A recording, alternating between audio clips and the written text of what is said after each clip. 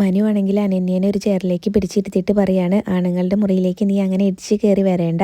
ഒന്നാമതേ അവിടെ അലമ്പായിട്ട് കിടക്കുകയാണ്. പിന്നെ ഇവിടെ അകത്തെ വേഷം ഞങ്ങളുടേത് ബോക്സർ മാത്രമാണ് എന്ന് പറയട്ടോ. അപ്പോൾ അനന്യ പറയുന്നുണ്ടായിരുന്നു, നീ ഞങ്ങളെ നോക്ക്, എപ്പോഴും അകത്താണെങ്കിലും പുറത്താണെങ്കിലും വെൽ ഡ്രസ്ഡ് ആയിരിക്കും എന്ന് പറയട്ടോ. നിങ്ങൾക്ക് അങ്ങനെയല്ലേ പറ്റുള്ളൂ, മുഖം മാത്രമല്ലേ കാണാൻ കൊള്ളാവുന്നതെന്ന് പറയും.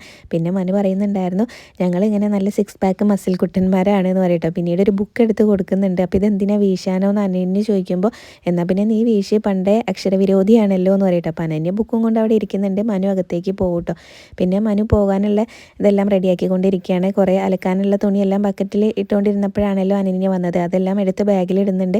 പിന്നീട് റൂംമേറ്റിനോട് പോവാന്നൊക്കെ പറയുന്നുണ്ട്. അയാളാണെങ്കിൽ നല്ല ഉറക്കമാണ് കേട്ടോ. അപ്പോൾ മനുവിനോട് അയാൾ പറയുന്നുണ്ടായിരുന്നു, നീ വേറെ മുറിയൊന്നും എടുക്കണ്ട, ഞാൻ വേണമെങ്കിൽ ഒഴിഞ്ഞു തരാമെന്ന് പറയും. അപ്പോൾ മനു ചോദിക്കുന്നുണ്ടായിരുന്നു, നീ ആരാ പിൻപോ, നിൻ്റെ ഈ സ്വഭാവം അത്ര നല്ലതല്ല കേട്ടോ എന്ന് പറയും.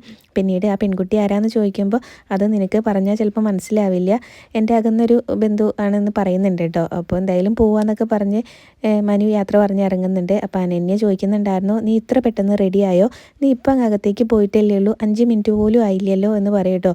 അപ്പോൾ നീ ഒന്ന് കുളിച്ചോ, അതുപോലെ ബ്രഷെങ്കിലും ചെയ്തോ എന്നൊക്കെ ചോദിക്കുന്നുണ്ട്. അപ്പോൾ മനു പറയുന്നുണ്ടായിരുന്നു, ഞാൻ രാത്രിയിൽ നൈറ്റ് ഷിഫ്റ്റ് കഴിഞ്ഞ് വന്ന് പുലർച്ചെ 5 മണിക്ക് ബ്രഷും ചെയ്ത് കുളിയും കഴിഞ്ഞ് കെറ്റിലൊരു കോഫി ഉണ്ടാക്കി കുടിച്ചിട്ടാണ് കിടന്നുറങ്ങിയത്. നിന്നെപ്പോലെ വൃത്തിയില്ലാത്ത ആളൊന്നല്ല ഞാനെന്ന് പറയും.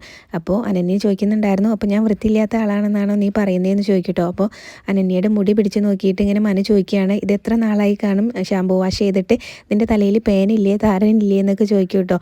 അപ്പോൾ അനന്യയാണെങ്കിലും മറുപടി പറയുകയാണ്, എൻ്റെ തലയിൽ പേനില്ലാത്തതുകൊണ്ട് ഞാൻ ദീപ്തിയുടെ തലയിൽ നിന്ന് ഒരു പേൻ കടം വാങ്ങിച്ചിട്ട് എൻ്റെ തലയിൽ ഇട്ട് വളർത്തിക്കൊണ്ടിരിക്കുകയാണെന്ന് പറയും. അപ്പോൾ മനു ചോദിക്കുന്നുണ്ടായിരുന്നു, അതെന്തിനാണ്, പേൻ കടിക്കുമ്പോൾ ഇടയ്ക്ക് ഇങ്ങനെ ചൊറിയാലോ, അതിന് വേണ്ടിയിട്ട് അറിയും. അപ്പോൾ നിൻ്റെ ഒരു തമാശ നടക്കടി എന്ന് പറഞ്ഞിട്ട് പിന്നെ രണ്ടുപേരും കൂടെ പോകാനായിട്ട് ഇറങ്ങുകയാണ് കേട്ടോ. മനു പോകാൻ വേണ്ടിയിട്ട് റെഡിയാവാൻ പോകുന്ന സമയത്ത് തന്നെ അനന്യ അമ്മേനെ വിളിച്ചിട്ട് പറയുന്നുണ്ടായിരുന്നു കേട്ടോ, ഞാൻ കുറച്ച് ലേറ്റ് ആവും വരാനായിട്ട്, മനുവിൻ്റെ അടുത്താണ് ഇപ്പോൾ ഉള്ളത്, ഞാനും മനും കൂടിയാണ് അങ്ങോട്ട് വരുന്നതെന്നൊക്കെ വിളിച്ച് പറയുന്നുണ്ടായിരുന്നു അനന്യയുടെ മമ്മീനോട്. പിന്നീട് അവർ പോകുന്ന വഴിയിലാണെങ്കിലും അനന്യ വിശക്കുന്നുണ്ട് എന്ന് പറയുന്നുണ്ട് കേട്ടോ. അപ്പോൾ ഹോട്ടലിൽ കയറണമെന്ന് ചോദിക്കുന്നുണ്ട് മനു. അപ്പോൾ വേണ്ട, ഫാസ്റ്റ് ഫുഡ് എന്തെങ്കിലും വാങ്ങിച്ചാൽ മതി എന്ന് പറയട്ടോ. അപ്പോൾ അതൊക്കെ വാങ്ങി കൊടുക്കുന്നുണ്ടായിരുന്നു. അത് വാങ്ങിച്ചിട്ട് വരുമ്പോൾ തന്നെ അനന്യ ചോദിക്കുന്നുണ്ട്, കിട്ടിയോ എന്ന് ചോദിക്കും കേട്ടോ. ഇനിയിപ്പോൾ കഴിച്ചില്ലേലും കുഴപ്പമില്ല എന്ന് പറയും. അപ്പോൾ മനു പറയുന്നുണ്ടായിരുന്നു, ഇനിയിപ്പോൾ ഒരു പോകുന്ന വഴിക്ക് നല്ല തണലും അതുപോലെ തന്നെ പാർക്കിംഗ് സ്പേസ് ഉള്ള സ്ഥലത്ത് നമുക്ക് നിർത്തി കഴിക്കാം എന്ന് പറയുന്നുണ്ട്. അങ്ങനെ പിന്നെ അവർ പോകുമ്പോൾ നല്ലൊരു സ്ഥലം കാണുമ്പോൾ മനു പറയുന്നുണ്ടായിരുന്നു, ഇത് നല്ല സ്ഥലമാണ്, നമുക്കിവിടെ ഇറങ്ങിയിട്ട് ബ്രേക്ക്ഫാസ്റ്റ് കഴിച്ചാലോ എന്ന് ചോദിക്കും കേട്ടോ. അപ്പോൾ ഞാനിത് പറയാൻ വരികയായിരുന്നു, ഇതാണ് കെമിസ്ട്രി എന്ന് പറയും. പിന്നെ രണ്ടുപേരും പുറത്തുനിന്ന് കാറിൻ്റെ പുറത്തിറങ്ങി കൈയൊക്കെ കഴുകിയിട്ട് ബർഗറൊക്കെ കഴിക്കുന്നുണ്ട്. ബർഗറാണെന്ന് അപ്പോഴാണ് കേട്ടോ മനു അനന്യനോട് പറയുന്നത്. അപ്പോൾ എന്തായാലും രണ്ടുപേരും അത് കഴിക്കുന്നതിൻ്റെ ഇടയിൽ ഇങ്ങനെ ജോലിനെ പറ്റിയൊക്കെ സംസാരിക്കുന്നുണ്ടായിരുന്നു. മനുവിനോട് ചോദിക്കുന്നുണ്ട് കേട്ടോ, നിൻ്റെ ജോലിയൊക്കെ എങ്ങനെയുണ്ട്, അതുപോലെ തന്നെ ടീം ലീഡർമാരും ഒക്കെ എങ്ങനെയുണ്ട് എന്ന് ചോദിക്കുമ്പോൾ മനുവിന് കുഴപ്പമൊന്നുമില്ല, പക്ഷേ ബാംഗ്ലൂരിൽ കുറച്ചുകൂടി സാലറി കൂടുതലായിരുന്നു, പക്ഷേ ഒരു സാറ്റിസ്ഫാക്ഷൻ ഇല്ലായിരുന്നു എന്ന് പറയുന്നുണ്ട്. അപ്പോൾ അനന്യ പറയുന്നുണ്ടായിരുന്നു, നീ ഒരു കാര്യം ഓർത്തോ, എൻ്റെ നല്ല റെക്കമെൻഡേഷൻ ഉണ്ടായതുകൊണ്ട് മാത്രമാണ് നിനക്ക് അവിടെ ജോലി കിട്ടിയത് എന്നൊക്കെ ഇങ്ങനെ പറയും കേട്ടോ. പിന്നീട് അനന്യനോടും ജോലിനെക്കുറിച്ചും ഹാപ്പി അല്ലേ ജീവിതം എന്നൊക്കെ ചോദിക്കുന്നുണ്ട്. അപ്പോൾ ഹാപ്പിയൊക്കെയാണ് ചോദിച്ചാൽ, പക്ഷേ ഒരു മെക്കാനിക്കൽ ലൈഫാണെന്ന് പറയുന്നുണ്ട്. നമ്മുടെ കോളേജ് കാലത്തെ ആ ലൈഫ് തന്നെയായിരുന്നു നല്ലതല്ലേ, ഇനിയിപ്പോൾ അത് തിരിച്ച് കിട്ടിയില്ലല്ലോ, അവരതിനെക്കുറിച്ചൊക്കെ സംസാരിക്കുന്നുണ്ട്. പിന്നീട് മനു അനന്യനോട് ചോദിക്കുന്നുണ്ടായിരുന്നു, നിനക്ക് കല്യാണമൊന്നും നോക്കുന്നില്ലേ, വരുന്നില്ലേ എന്നൊക്കെ ചോദിക്കുന്നുണ്ട് കേട്ടോ. അപ്പോൾ അനന്യ അതിനെക്കുറിച്ച് പറയുന്നുണ്ടായിരുന്നു, നമ്മളെ രണ്ടുപേരും കൂടെ കെട്ടിച്ചാലോ എന്നുള്ളൊരു ആലോചനയും കൂടെ അവിടെ ഉണ്ടായിരുന്നു. മമ്മി എന്നോട് ചോദിച്ചു, നിനക്ക് മനുവിനെ ഇഷ്ടമാണോ എന്ന്, പക്ഷേ ഞങ്ങൾ തമ്മിൽ പ്രേമമൊന്നുമില്ല, നല്ല ഫ്രണ്ട്സാണെന്നാണ് ഞാൻ മമ്മീനോട് മറുപടി പറഞ്ഞത് എന്ന് പറയും കേട്ടോ. അപ്പോൾ മനു ആണെങ്കിലും അതങ്ങനെ തന്നെ ഇരുന്നോട്ടെ അല്ലേ എന്നൊക്കെ ഇങ്ങനെ അനന്യനോട് പറയുന്നുണ്ടായിരുന്നു കേട്ടോ. അപ്പോൾ അവർ നല്ല ഫ്രണ്ട്സായിട്ട് ഇരിക്കാനാണ് തീരുമാനം എന്ന് തോന്നുന്നുണ്ട്. അത് കഴിഞ്ഞ് പിന്നീട് അവർ ബർഗറൊക്കെ കഴിച്ചു കഴിഞ്ഞ് പിന്നീട് പോകാനായിട്ട് ഇങ്ങനെ തുടങ്ങുന്ന സമയത്ത് മനു അനന്യയോട് ചോദിക്കുന്നുണ്ടായിരുന്നു, നിനക്ക് ഡ്രൈവ് ചെയ്യണമെന്ന് ചോദിക്കും കേട്ടോ. എനിക്ക് ഡ്രൈവിങ് ക്രേസൊക്കെ തന്നെയാണ്, പക്ഷേ ഇപ്പോൾ വേണ്ടാന്ന് പറഞ്ഞിട്ട് മനുവിനെയാണ് കേട്ടോ ഡ്രൈവ് ചെയ്യുന്നത്. പിന്നീട് അനന്യയുടെ വീട്ടിലെത്തുന്നുണ്ട്. അപ്പോൾ അനന്യ മനുവിനോട് വീട്ടിലിറങ്ങിയിട്ട് പോകാമെന്നൊക്കെ പറയുമ്പോൾ മനു പിന്നെ ആവട്ടെ എന്നാട്ടോ പറയുന്നത്. ഇപ്പോൾ ഞാൻ അങ്ങോട്ട് വന്നിട്ടുണ്ടെങ്കിൽ ആൻറ്റി നല്ല കള്ളപ്പും അതുപോലെ തന്നെ ഇറച്ചി വരട്ടിയതും ഒക്കെ എടുത്ത് വെച്ചിട്ടുണ്ടാവും, എനിക്കൊന്നും കഴിക്കാനുള്ള സ്ഥലമില്ല, നമ്മൾ പുറത്തുനിന്ന് കഴിച്ചല്ലോ അതുകൊണ്ടാണെന്ന് പറയട്ടെ. അപ്പോൾ നിനക്ക് എൻ്റെ വീട്ടിലേക്ക് ഇറങ്ങാൻ താല്പര്യമില്ല, അത് പറഞ്ഞാൽ പോരേന്ന് പറയും കേട്ടോ. പിന്നീട് മനു ആണെങ്കിലും അനന്യനോട് പറയുന്നുണ്ടായിരുന്നു, ഞാൻ അടുത്ത തവണ വരുമ്പോൾ നോക്കാമെന്ന് പറഞ്ഞില്ലേ എന്ന് പറയും. അപ്പോഴാണ് പിന്നെ അനന്യ വണ്ടിയിൽ നിന്ന് ഇറങ്ങിയിട്ട് ബാഗൊക്കെ എടുത്ത് മനുവിനോട് യാത്രയും പറഞ്ഞ് വീട്ടിലേക്ക് കയറി പോകുന്നത് കേട്ടോ.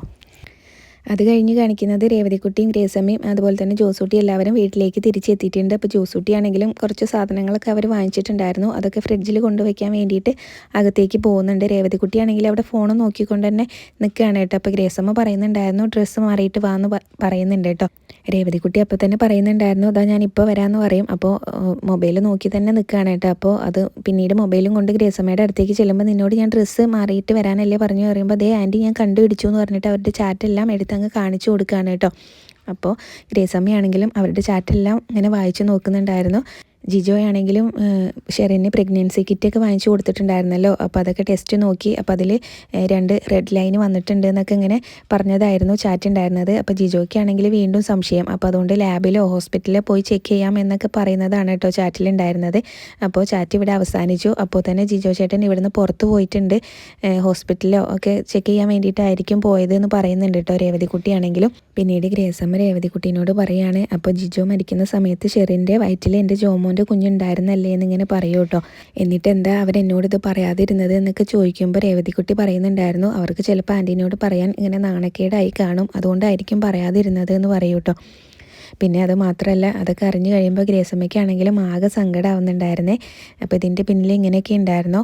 അപ്പോൾ അതുപോലെ തന്നെ പിന്നീട് രേവതിക്കുട്ടി ചോദിക്കുന്നുണ്ടായിരുന്നു അവരുടെ കല്യാണം പെട്ടെന്ന് നടത്തണം അങ്ങനെ എന്തായാലും ജിജോ ചേട്ടൻ പറഞ്ഞിരുന്നോ എന്ന് ചോദിക്കൂട്ടോ. അപ്പോഴേക്കും ജോസൂട്ടി അവിടേക്ക് വരുന്നുണ്ടായിരുന്നു. അപ്പോൾ ജോസൂട്ടി സാധനങ്ങളൊക്കെ ഫ്രിഡ്ജിൽ വെച്ചിട്ടുണ്ട് എന്ന് പറയൂ കേട്ടോ. അപ്പോൾ അവരിങ്ങനെ ഫോണിൽ നോക്കിക്കൊണ്ട് നിൽക്കുകയാണല്ലോ. അപ്പോൾ ഒരു ആക്കിയ പോലെ ഇങ്ങനെ ഒന്ന് മൂളിയിട്ട് ഇങ്ങനെ അവിടെ നിൽക്കുമ്പോൾ എന്താടാ മൂളുന്നതെന്ന് ചോദിക്കും. ഒന്നുമില്ല നടക്കട്ടെ എന്നിട്ട് ജോസൂട്ടി അവിടെ നിന്ന് പോകും കേട്ടോ. അപ്പോൾ എന്തായാലും പിന്നീട് ഗ്രേസമ്മ ഓർത്ത് പറയുന്നുണ്ടായിരുന്നു ശരിയാണ്. അപ്പോൾ അത് ഈ ചാറ്റ് നടന്ന ഡേറ്റ് എന്നാന്ന് ചോദിക്കുന്നുണ്ട്. അപ്പോൾ രേവതിക്കുട്ടിയാണെങ്കിലും അത് നോക്കിയിട്ട് പറഞ്ഞു കൊടുക്കുന്നുണ്ട് കേട്ടോ. ജനുവരി 21 അങ്ങനെ എന്തോ പറഞ്ഞു.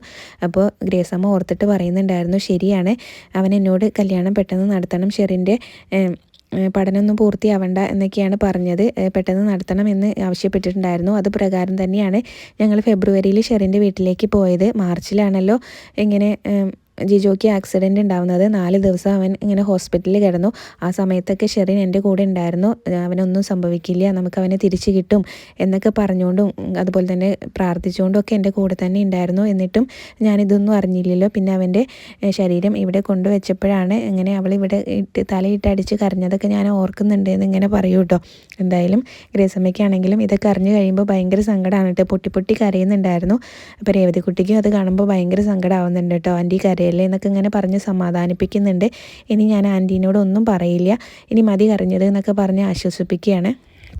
ഇത്രയൊക്കെയാണ് ഇന്നത്തെ എപ്പിസോഡിൽ കാണിച്ചിട്ടുണ്ടായിരുന്നത്. പിന്നെ നാളത്തെ പ്രൊമോ കാണിക്കുന്നുണ്ടായിരുന്നു. രേവതിക്കുട്ടി അലീനെ വിളിച്ചിട്ട് കിട്ടാത്തതുകൊണ്ട് തന്നെ പറയുന്നുണ്ടായിരുന്നു ആൻറ്റി ഫോൺ ഓഫ് ചെയ്ത് വെക്കല്ലേ, നമുക്കൊക്കെ എന്തെങ്കിലും പറ്റിയിട്ടുണ്ടെങ്കിൽ ചോദിക്കാനും പറയാനും ആരെങ്കിലും ഉണ്ടോ എന്നൊക്കെ ചോദിക്കുന്നുണ്ട്. പിന്നെ മനു ആണെങ്കിൽ അലീനേനെ വിളിക്കുന്നുണ്ട്. അപ്പോൾ കമല ചോദിക്കുന്നുണ്ടായിരുന്നു നീ ഇപ്പോൾ ഫോണിൽ ആരെ വിളിച്ചതെന്ന്. അപ്പോൾ അലീനേനെയാണെന്ന് മനു തുറന്നു പറയുന്നുണ്ട്. അപ്പോൾ കടപ്പാട്ടൂരിലെ വേലക്കാരീനെ വിളിക്കേണ്ട ആവശ്യം നിനക്ക് എന്താണെന്ന് ചോദിക്കുന്നുണ്ട് കേട്ടോ മനുവിനോട്. പിന്നെ അത് കഴിഞ്ഞ് ഗ്രേസമ്മയുടെയും മാമച്ചൻ്റെയും വീട്ടിലേക്ക് ആരൊക്കെയോ വന്നിട്ടുണ്ട്. അപ്പോൾ രേവതിക്കുട്ടിയാണെങ്കിലും ഒരു വേലക്കാരിനെ പോലെ അല്ലല്ലോ അവരോട് പെരുമാറുന്നത്. അപ്പോൾ അവളെ ഇങ്ങനെ സൂക്ഷിച്ചോണം എന്നൊക്കെയാണ് കേട്ടോ അവർക്ക് ഗ്രേസമ്മയ്ക്കും മാമച്ചനും പറഞ്ഞു കൊടുക്കുന്നത്. ഒരു വേലക്കാരീൻ്റെ ഇതുപോലെയല്ല അവളുടെ പെരുമാറ്റവും പ്രവൃത്തിയും ഒന്നിങ്ങനെ പറയുന്നുണ്ട് കേട്ടോ. അപ്പോൾ രേവതിക്കുട്ടിയാണെങ്കിലും ഇത് മുകളിൽ നിന്നിട്ട് കേൾക്കുന്നുണ്ടായിരുന്നേ. അപ്പോൾ പ്രമോയിൽ ഇത്രയൊക്കെയാണ് കാണിച്ചത്. റിവ്യൂ ഇഷ്ടമായെങ്കിൽ ചാനലൊന്ന് സബ്സ്ക്രൈബ് ചെയ്ത് സപ്പോർട്ട് ചെയ്യാൻ മറക്കല്ലേ. താങ്ക്